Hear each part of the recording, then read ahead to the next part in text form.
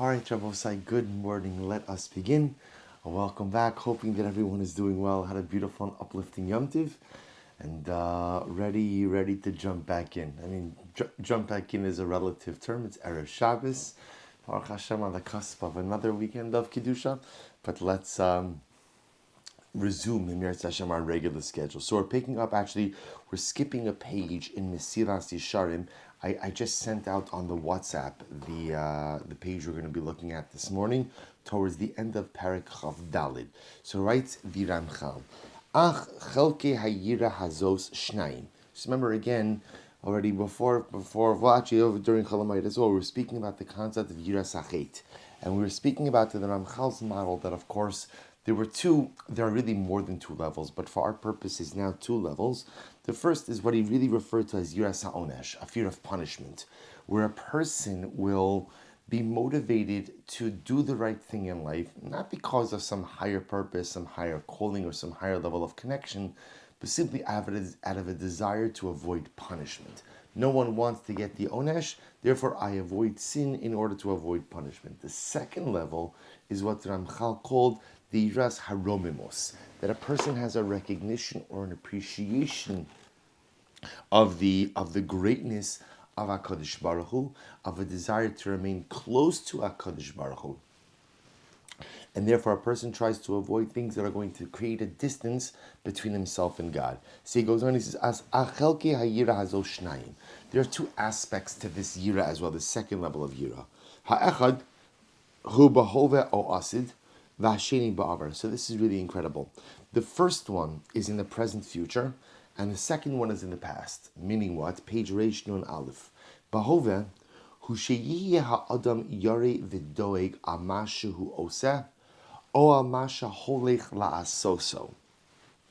The first, in the present, is that a person should be concerned, should be literally fearful and concerned about what he's doing or about what he's going to do. Pen yihye bol davar o pen yikanis bo izo davar asher lo lefi kevodo yisparach ukvar she'izkarti lamala. So this is incredible. Remember, we're now focusing on the second level of Yiras HaChet, which is not a fear of punishment, but a recognition of the awesomeness and incredible holy nature of HaKadosh Baruch Hu, the great gift of connection that I have. And so now that I know that I have this great gift of connection, I am preoccupied with the need to maintain that connection, not to do something that will erode that connection. And therefore, says Ramchal, that manifests itself in two ways. He'll call it on the present-future plane.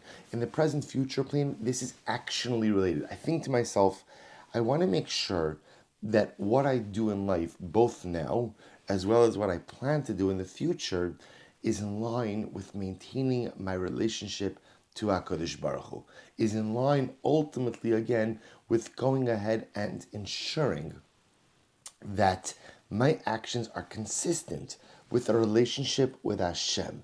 I don't want to do something ultimately that's going to fray the relationship, and I want to do things that are going to bring me closer. I will say it's an incredible way to look at one's actions, to ask myself when I'm about to do something in the present or going to do something in the future, one simple question: will this action bring me closer or further from God? Closer to or further from HaKadosh Baruch Hu? If it'll bring me closer to, go for it. If it'll take me further away, chas v'shalom, then perhaps best to avoid. So that's on the present future level. On the ba'avar, in the past level, this is incredible. On the past level, a person should contemplate that which he has done in the past.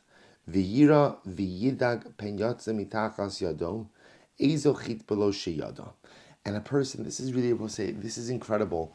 And this in and of itself requires some level of qualification and contemplation, which is that a person should always think about what it is that he has done in the past. And then to ask myself, has something negative come out of my past actions? Has some type of avera, some type of chait occurred, maybe even something that I'm not cognizant of? I will say now, this is very important. what's the point? We spoke about before Yom Tiv, about the need to not, in one of the Emunah minute shiurim, the need not to live in the past. But yet, at the same time, a person shouldn't live in the past, but a person has to simultaneously be reflective of their past. There's this incredible tension. There are some people who always live in their past. They can't get over the mistakes that they've made. They can't get over the missteps, and because they're always living in the past, they cannot build a meaningful present and future. There are some people who totally ignore their past and pretend never to examine the misdeeds of the past. So neither of those approaches, of course, is healthy. To live in the past is not good, but to forget about the past is highly problematic, as it could lead to repeating of the same mistakes. Therefore, life is this incredible middle balance, where on one hand, I put the bulk of my energies into maximizing my present and my future, but I always go ahead and reflect on the past in some way. The Be'er HaChaim gives a beautiful mashal to this. He says it's a lot like driving. He says, when you drive, so if you're always looking in the rear view mirror, you're going to get into an accident. But if you never look in the rear view mirror, you're also going to get into an accident. So what is driving? So driving is, I don't know what we'll call it, 90% looking forward and 10% in the rear view mirror.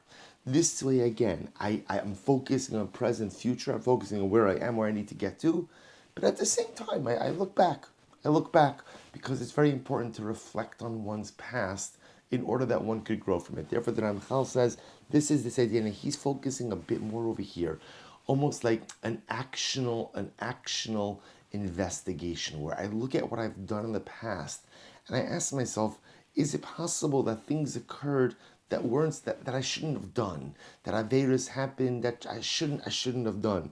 He goes on, he says, well, remember we had this actually, for those who were with us in the last cycle of Daf Yomi, Bava Bambuta Makriv Asham Talui B'chol Yom. This was like Bava Ben Buta. Rabbi says it's actually quite dramatic. Bava Ben Buta offered an Asham Talui. Remember, an Asham Talui is the Asham that's offered in the event that one potentially transgressed. Now, normally, in order to bring an Asham Talui, you have to really have a significant concern that you transgress. Bava Ben Buta just proactively brought an Asham Talui every morning. He said it's just possible. It's possible that I transgressed. And therefore, again, he always brought the Eov, Achar Mishtebanav, Ashayamashkim, Behala Olos, Mispar Kulam, Kemar Eov Ulai Chatubana. Eov, after he made his beautiful party for his mishpacha, also brought Olos on behalf of all of his children, thinking to himself, perhaps my children went ahead and transgressed. So you see this mita, Rabosai, where a person is always reflecting, not just contemplating present, future, but reflecting on the past. Is there something I did that I shouldn't have done? Not because I want to beat myself up, chas v'shalom, but because if I don't learn from the mistakes of the past, then chas v'shalom, I am doomed to repeat them. All right, we'll stop over here. We'll pick up in Mesillas with the rest of Parach Dalet on Monday. Let's begin the daf. Shkoyach.